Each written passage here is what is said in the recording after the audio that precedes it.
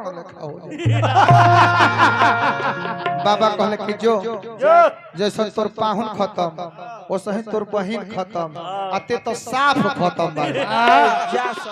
गोल के गोल भकोल हो गइल बा कैसा रे प्रवचन वाला रहल एकरा बाद गौरी लादम रुआ पहम तनी कथा 5 मिनट गाल अब तो चुटकी लो यहाँ के बड़ी बाउर कहले बानी चुटकीला के जवाब यहाँ के दियाई अपना पर मत ले हाँ हाँ यही तरह प्रवचन अपना द्वार पर यहाँ के करो नहीं भागवत पाठ एक हफ्ता चलल 7वां 8वां दिन पंडित जी कहने के है कुंवर जी 7 दिन तारा के भागवत पाठ हम कहने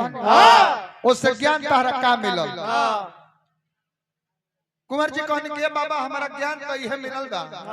7 दिन में रोवे कहत रही प्रवचनवा में कि कौन अपने बाप के जियते जेल में बंद कर दिल रहे उग्रसेन के आ पूरा राज पर अपन कब्जा शासन क के चलौलस ते बाबा हम चाहतनी कि अपने बाबू के कोनो मर्डर केस में फंसा दी आ पूरा राज कब्जा अपने क के चलाए बाबा कहले कि हम तो कहले बानी सही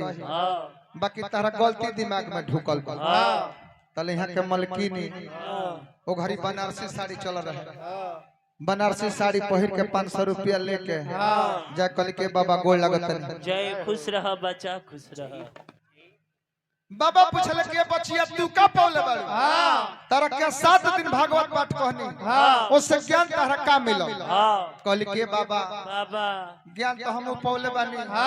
कि हमारा रहले हाथ नहीं खे कहले कि कह बोलो बोलो बच्चा बोलो बोलो कहली के बाबा ज्ञान हम यह पौले बानी कि जैसे द्रौपदी के 5 गो पति रहे और सती कहली एगो तो भतार हमार बढ़ले बा चाहतन कि 4 गौरी हो जाए तो सके हमरो द्रौपदी लेखा ना हो पंडित जी कहले कि हम जानत हमने कि जजमाने खत्म बाड़े ई तो जुजुमाइनो खत्म बाड़ी तले यहाँ के साली एगो आई रहली 17-18 बरिस के जननी बब काट कटोले रहली जाके कहली कि बाबा मैं आपको छूछे प्रणाम कर रही हूँ दूरे से खुश रहो बच्चा कहे कि हमारा अभी ब्याह शादी नहीं हुआ है अच्छा कहले कि ठीक बा तू बताओ बोला तारा जीजा जी के द्वार पर भागवत पाठ भइल तू ज्ञान का पौले बा तो कहली कि बाबा हम तो यह ज्ञान पौले बानी आ जीजा जी के गांव में रोजो रोजो थोड़ी आवे के बा रउए पर बचनवा में कहत रहू कि एगो कुंती नाव के रानी रही उनका कुंवारे में एगो लड़का भइल जेकर करण नाम पड़ल ते बाबा हमू चाहतन कि हमरो एगो कुंवारे में लड़का हो जाए कि हमरो कुंती लेखा ना हो जाए हमर लड़का करण लेखा हो जाए बाबा कहले कि जो जैसे तोर पाहुन खत्म वैसे ही तोर बहिन खत्म आते तो साफ खत्म बा गोल के गोल भकोल हो गइल बा कैसा रे प्रवचन वाला रहल